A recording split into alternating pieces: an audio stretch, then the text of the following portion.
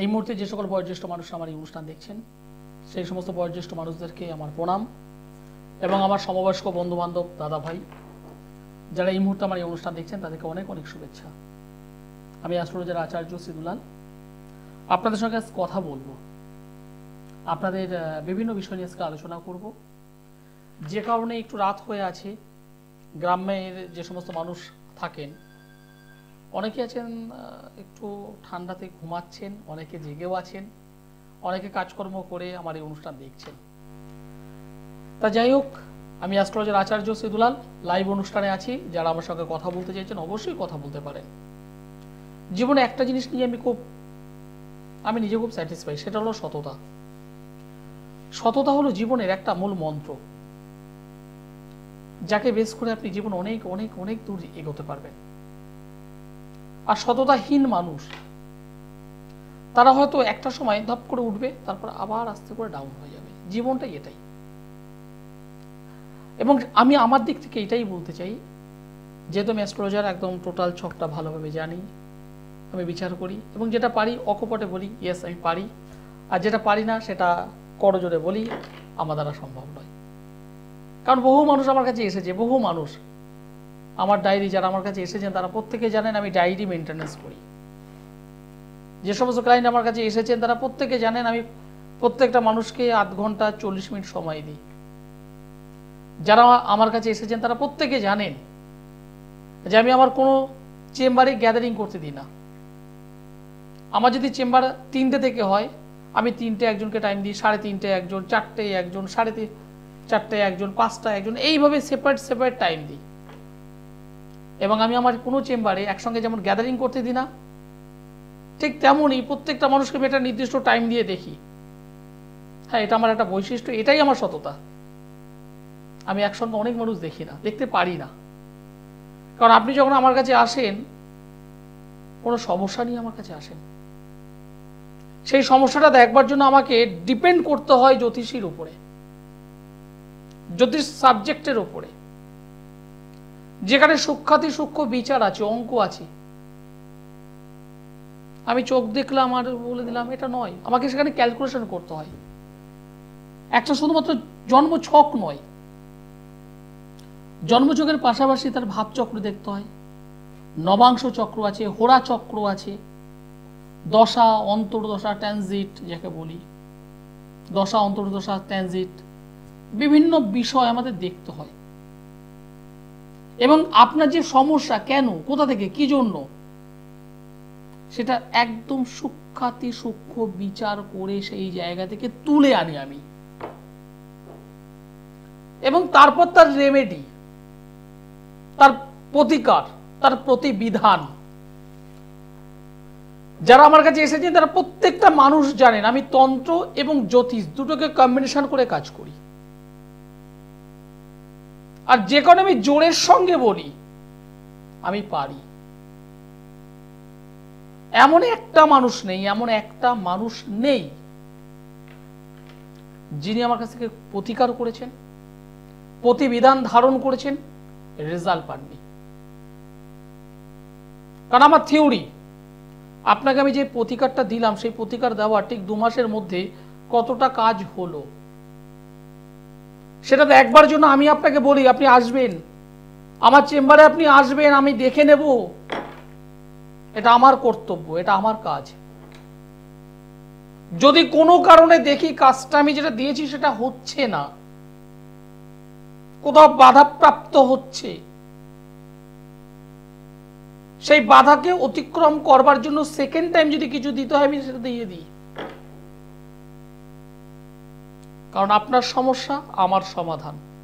আমি অকপটে বলি এইভাবে,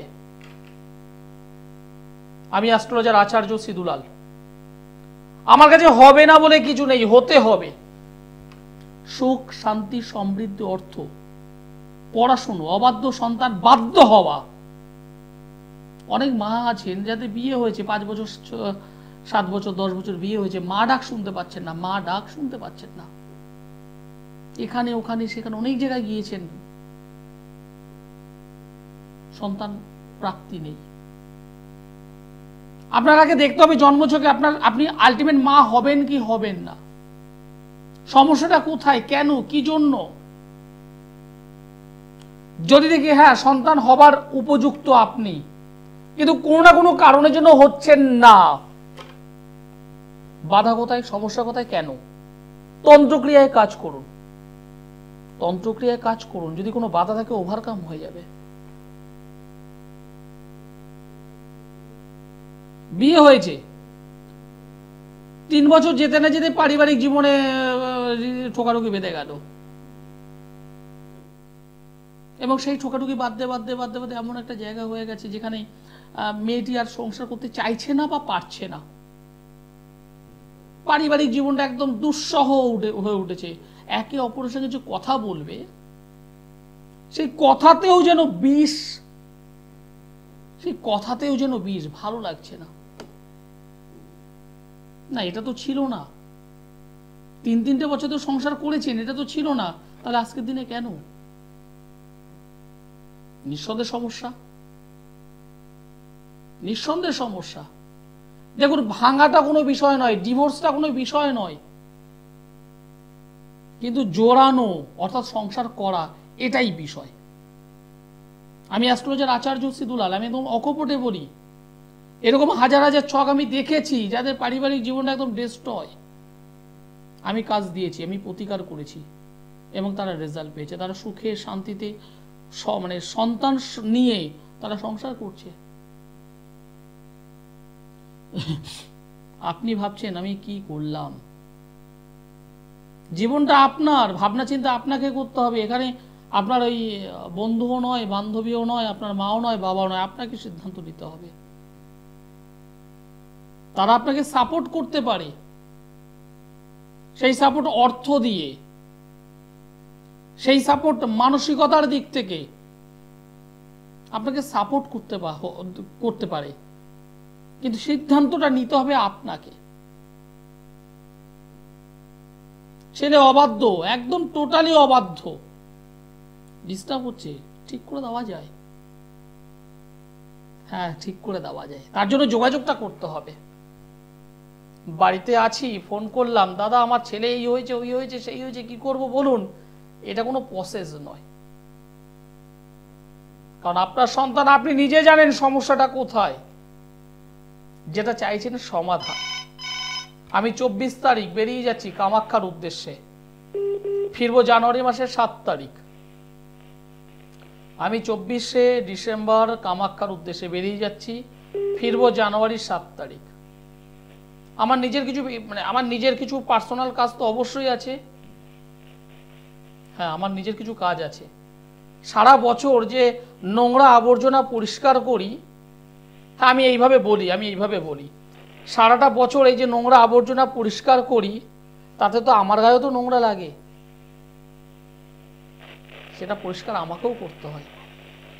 আমি এইভাবে বলি, একদম এইভাবে, বাস্তবটা আমি এইভাবে বলি।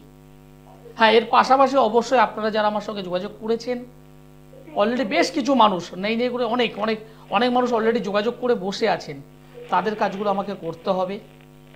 আর এখনো প্রায় 1 সপ্তাহ বাকি আছে কম বেশি, যারা আমার সঙ্গে যোগাযোগ করতে চাইছেন তাদের কাজও আমি নিয়ে করব। সুতরাং অবশ্যই সময় হাতে বেশি নেই, যারা যোগাযোগ করতে চাইছেন তারা অবশ্যই যোগাযোগ করতে পারেন। আমি 24 তারিখে বেরোচ্ছি, তার আগে আমার বেশ কয়েকটা চেম্বার আছে, বেশ কিছু চেম্বার আমার আছে। বুধবারে গড়িয়াহাট, বৃহস্পতিবার হাওড়া ময়দান, শুক্রবার 20 তারিখ আমি মেচেদায় থাকবো, শনিবার 21 তারিখ আমি থাকবো বর্ধমান, 22 তারিখ থাকবো কৃষ্ণনগর, 23 তারিখ সোমবার মানে আগামী সপ্তাহে সোমবারে থাকবো দমদম, মঙ্গলবার কিছু অনলাইন প্রেডিকশন করে বিকেলবেলায় বেরিয়ে যাচ্ছি। যারা যোগাযোগ করবেন অবশ্যই করতে পারেন। নমস্কার। নমস্কার। আপনি কোথা থেকে বলছেন? আমি কালীঘাট থেকে বলছি। কালীঘাট, কার বিষয়ে জানতে চাইছেন? কার বিষয়ে জানতে চাইছেন আপনি? আমি আমার বিয়ের বিষয়ে জানতে চাইছি। মেয়ের নাম বলুন এবং ডেট অফ বার্থ বলুন। হ্যাঁ, 18th May 1997 আর 11:45 PM, রাত্রি 12:30 আর কি। জন্মস্থান? কলকাতা। কলকাতা। মেয়ের নামটি বলুন। শারণ্যা ব্যানার্জি। শারণ্য ব্যানার্জি। 18 তারিখ? 18 তারিখ মে মাস 1997 সাল, হ্যাঁ রাত্রি 11:45, হ্যাঁ সানডে, রবিবার, রবি। কলকাতায় জন্ম বা হুম কন্যা রাশি, মকর লগ্ন, দেবগণ, হস্তা নক্ষত্রে জন্মগ্রহণ করেছে। বৃহস্পতির মহাদশা, বৃহস্পতির অন্তর্দশা চলছে। মেয়ের তো বর্তমানে বিবাহের যোগ তো অলরেডি চলছে, আচ্ছা মেয়ের বিবাহের যোগ চলছে অলরেডি। চলছে, কিন্তু মানে বিবাহ একটু বাধা আসছে, কিছুটাই কিসের জন্য কেন হচ্ছে একটু যদি বলেন। বিবাহে বাধা কিরকম বাধা আসছে? সম্বন্ধগুলো আর কি হচ্ছে। আমাকে একটা বিষয়টা শেয়ার করুন, ও কি কোনো রিলেশনে ছিল বা রয়েছে? না না বিষয়টা হয়নি, যাই হোক। 1 2 3 4 5, 1 2 3 4 5, অষ্টমে মঙ্গল, নবমে চন্দ্র রাহু। 3 নম্বর ঘর যোগাযোগের ঘর, যেখান থেকে কোনো একটা সম্পর্ক তৈরি হয়, সেই সম্পর্কের স্থান, সেই যোগাযোগের স্থানে শনি কেতু অবস্থান করে আছে, রাহু দ্বারা দিষ্ট হয়ে আছে। এবং এই যে ক্ষেত্রটা, এবং তার পাশাপাশি নবম স্থান মানে ভাগ্যস্থান, সেখানে চন্দ্র রাহুর কানেকশন, অর্থাৎ একটা গ্রহণযোগ যেমন আমি লক্ষ্য করছি, পাশাপাশি একটা বিষযোগ এবং পাশাপাশি একটা ছন্নছাড়া যোগ তৈরি হয়ে আছে। এই ছন্নছাড়া যোগ কি করে? কোনো একটা শুভ কাজ, কোনো একটা ভালো কাজ, সেটাকে পণ্ড করে, নষ্ট করে। কোথায় হয়েছে? তৃতীয় হাউস। তৃতীয় হাউস মানে যোগাযোগের হাউস। বিভিন্ন ধরনের ভালো ভালো যোগাযোগ নষ্ট হওয়া, এই জায়গাটা আছে। সুতরাং এই জায়গাটাকে যদি একটু সংশোধন করতে পারেন তাহলে যোগাযোগটা অতীব উত্তম হবে। আর যোগাযোগ শুধুমাত্র নয়, এই মেয়েটি যেহেতু অষ্টমে মঙ্গল, মাঙ্গলিক জাতিকা, এবং জন্মছকে পঞ্চম স্থানে শনি, রবি, শুক্র বসে আছে, একটা দারিদ্রতা যোগ, অর্থাৎ মাঙ্গলিক যোগ, দারিদ্রতা যোগ তৈরি হয়ে আছে।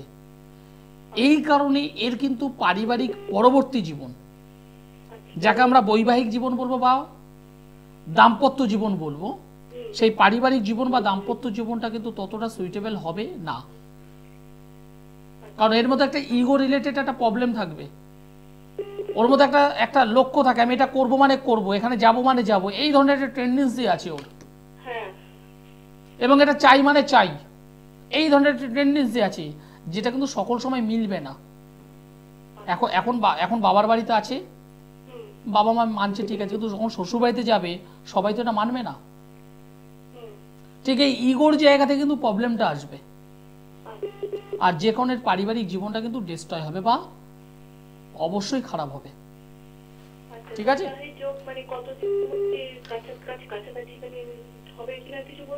কাছাকাছি হবে কি হবে না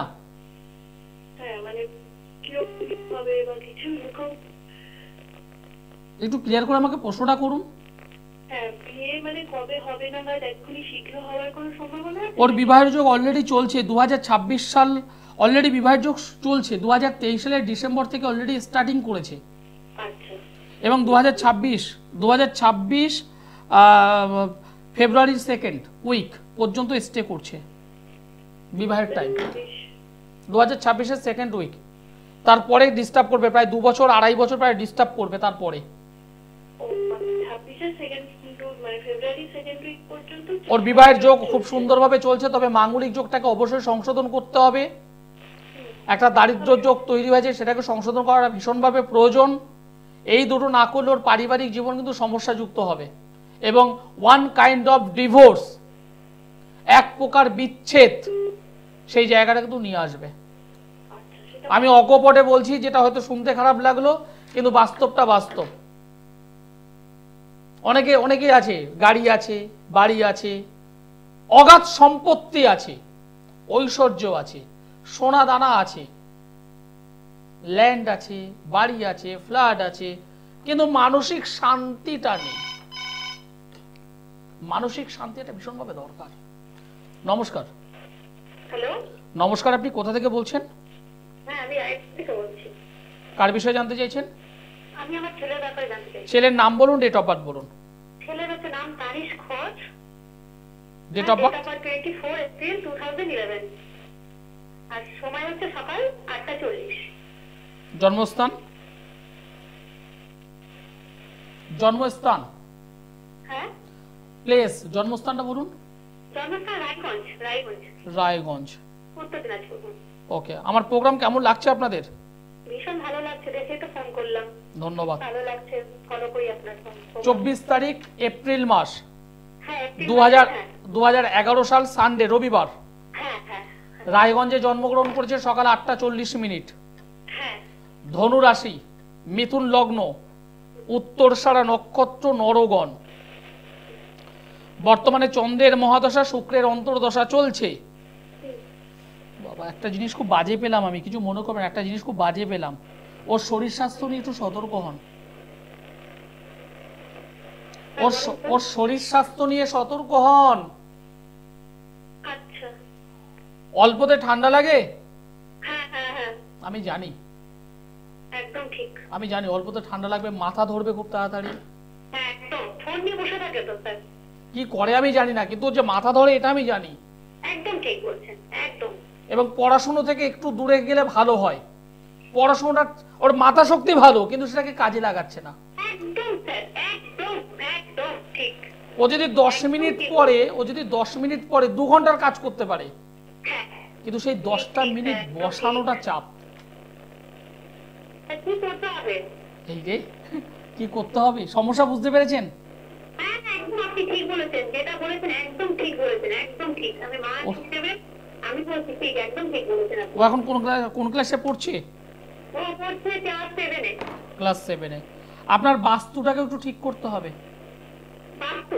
হ্যাঁ, আপনার বাস্তুটাকে ঠিক করতে হবে। বাস্তুতে মৃত্যুর বয়স নিয়ে এরকম কেউ মারা গেছে আকস্মিক? হ্যাঁ খরিফে মারা গেল এই নভেম্বরের 1 তারিখে আমার ঠাম্মা। একদম, মানে হঠাৎ করে আকস্মিক। হঠাৎ করে বলতে না, মানে উনি অসুস্থ ছিল। হ্যাঁ ওই অসুস্থই ছিল বলতে গেলে, যে হঠাৎ করেই মারা গেল। বাস্তুর একটা প্রবলেম রয়েছে, এবং উনি অনেকদিন ধরে ভুগছিলেন কি? হ্যাঁ হ্যাঁ হ্যাঁ একদম একদম। কিন্তু উনি যে হঠাৎ করে আমার ছেলেকে আমি মানে কি করলে ভালো থাকবে, এটা আপনি একটু বলুন স্যার। দেখুন, বিষয়টা এখানে কিছুই নয়। আমি এখানে দেখলাম ওর শরীরটা নিয়ে আমি ডিস্টার্ব পেয়েছি। নাম্বার 1, এই শরীরটা সবার আগে ওকে গার্ড করুন। কারণ ওর যে টাইমিংটা আমি দেখতে পাচ্ছি, তাতে 2025 সাল, আপনি মিলিয়ে নিন। হ্যাঁ, 2025 সালের এপ্রিল মাস পর্যন্ত ওকে কিন্তু একটু ট্রাভেলের দেবে। এবং এই টাইম 2025-এর এপ্রিলের 22 তারিখ, 22/4/2025, এই টাইমটুকু একটু সতর্ক থাকতে হবে। না হলে পড়ে গিয়ে হোক, যেন তেন করে না হোক, রক্তপাত যুক্ত একটা দুর্ঘটনা ঘটবে।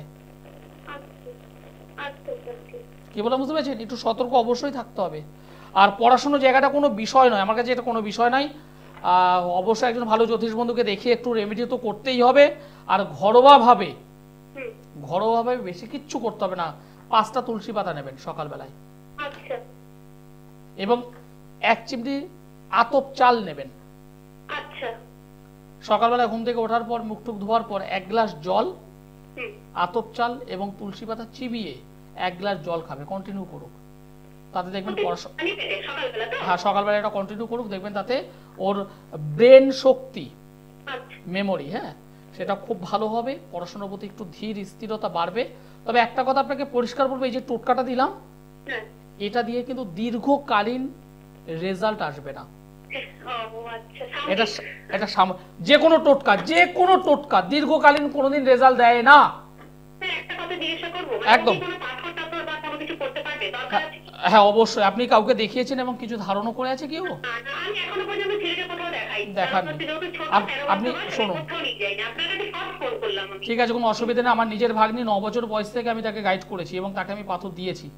আপনার ছেলে অবশ্যই বলা যাবে। আপনি নিচের যে কন্ট্যাক্ট নম্বর আছে একটু যোগাযোগ করুন, অনুষ্ঠানের পরে একটু যোগাযোগ করুন, অনলাইনে আমার সঙ্গে একটু যোগাযোগ করুন। কারণ এই যে জন্মছকটা আমি পেলাম, এই জন্মছক আমি কিন্তু কোনো দোষের কথা বলিনি, কারণ এই জন্মছকে শনি ভঙ্গ কাল সর্পযোগে আবদ্ধ হয়ে আছে। শনি ভঙ্গ কাল সর্পযোগ, চন্দ্র রাহু, এবং এই রাহু হলো নেগেটিভ রাহু। ওকে তো স্থির করতে দেবে না, অস্থির চঞ্চলতা তৈরি করাচ্ছে এই রাহু। এটাকে ঠিক করতে হবে। নমস্কার। নমস্কার স্যার। একটু জোরে বলবেন, কোথা থেকে বলছেন? আমি শিলিগুড়ি থেকে বলছি। কার বিষয়ে জানতে চাইছেন? আমি আমার বিষয়ে জানতে চাই। আপনার নামটা আমায় বলুন। আমার নাম প্রিয়া চক্রবর্তী। আপনার ডেট অফ বার্থ পরে নেবো, ডেট অফ বার্থ পরে নেবো। খুব তাড়াতাড়ি আমাকে একটা যে কোনো সংখ্যা বলুন। 10 থেকে 100-র মধ্যে একটি সংখ্যা বলুন, 10 থেকে 100-র মধ্যে। 23। যে কোনো একটা রঙের নাম বলুন। রং ব্লু। টক ঝাল মিষ্টি নোনতা তিতো কোনটা খেতে পছন্দ করো? একটা বলো। টক। এখন বর্তমান বয়স কত আনুমানিক? 22।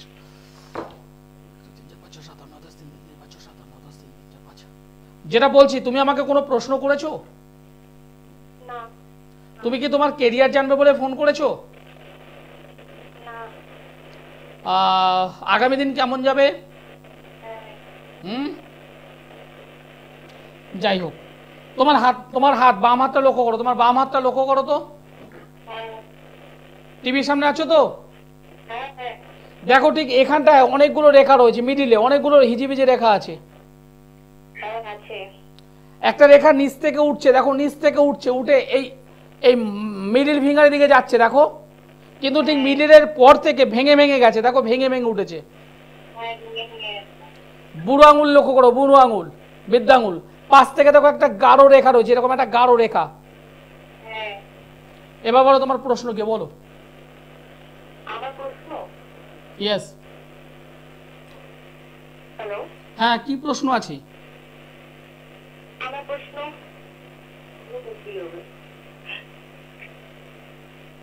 বলো, শুনতে পাচ্ছি, বলো। আমি শুনতে পাচ্ছি, বলো কি প্রশ্ন আছে, বলো। এটা কোনো প্রশ্ন নয়। জীবনের পরে কি হবে তার জন্য অনলাইনে যোগাযোগ করো। আমার জীবন, দেখো জীবনটা শুধুমাত্র একটা বিষয় নয়, যেখানে তোমার পড়াশুনো, তোমার কেরিয়ার, তোমার বিবাহ, তোমার পারিবারিক জীবন, তোমার সন্তান, রোগ ভোগ, আয় উন্নতি। এবার বলো তো কতগুলো পাঠ হলো? এত কিছু 2 মিনিটে সম্ভব নয়, তার জন্য সময় লাগবে, আধ ঘন্টা 1 ঘন্টা সময় লাগবে। অনলাইনে আমার সঙ্গে যোগাযোগ করো, আমি 1 ঘন্টা সময় দিই। প্রত্যেকটা মানুষকে আমি সময় দিই, 40 মিনিট থেকে 1 ঘন্টা আমি সময় দিই অনলাইনে। যারা আমার সঙ্গে যোগাযোগ করতে চাইছেন অনলাইনে, তারা নিচের এই নম্বরে যোগাযোগ করুন। টিভির অনুষ্ঠানের পরে যোগাযোগ করুন এই নম্বরে। যারা আমাকে দেখাতে চাইছেন, তারা এই নম্বরে যোগাযোগ করুন। আমাকে কোথায় কোথায় পাবেন? দমদমে সোমবার করে পাবেন, বুধবার করে গড়িয়াহাট, বৃহস্পতিবার হাওড়া ময়দান, মাসের 2টো শুক্রবার মেচেদায়, অপর 2টো শুক্রবার ব্যারাকপুর, মাসের 2টো শনিবার বর্ধমান, মাসের 2টো রবিবার কৃষ্ণনগর। আর যারা অনলাইনে যোগাযোগ করতে চাইছেন তারা অবশ্যই নিচে যে এই যে নম্বরটি, এই নম্বরে যোগাযোগ করুন। সমস্যা থাকতেই পারে, সমস্যা থেকে বেরোতে হবে। আর যারা বেরোতে চান তারা এই অনুষ্ঠানের পরে যোগাযোগ করুন এই নম্বরে। অনলাইনে যোগাযোগ করতে পারেন বা চেম্বারে ভিজিট করবার জন্য ফোন করতে পারেন। সব সময় আমরা চাই সাকসেস, সফলতা, কিন্তু আমরা সফলতা পাই না। এই সফলতা যারা পাই না, যারা পিছিয়ে আছি, তাদের জন্য একটা ছোট্ট টোটকা বলবো। প্রতিদিন সকালবেলা উঠে সূর্য প্রণাম করুন। আর যাদের বাড়িতে তুলসী মঞ্চ আছে, সেই তুলসী মঞ্চে জল দিয়ে স্নান করে, তুলসী মঞ্চে জল দিয়ে সেই তুলসী গাছের গোড়া, তুলসী মঞ্চের গোড়া থেকে একটু মাটি অনামিকা আঙুলে নিয়ে একটু টিপ করুন, দেখবেন অলসতা কাটবে, ভালো রেজাল্ট পাবে। সকলে ভালো থাকবেন, সুস্থ থাকবেন। অনুষ্ঠান শেষ করতে হবে। যারা যোগাযোগ করতে চাইছেন এই নম্বরে যোগাযোগ করুন। সকলে ভালো থাকবেন, সুস্থ থাকবেন। নমস্কার।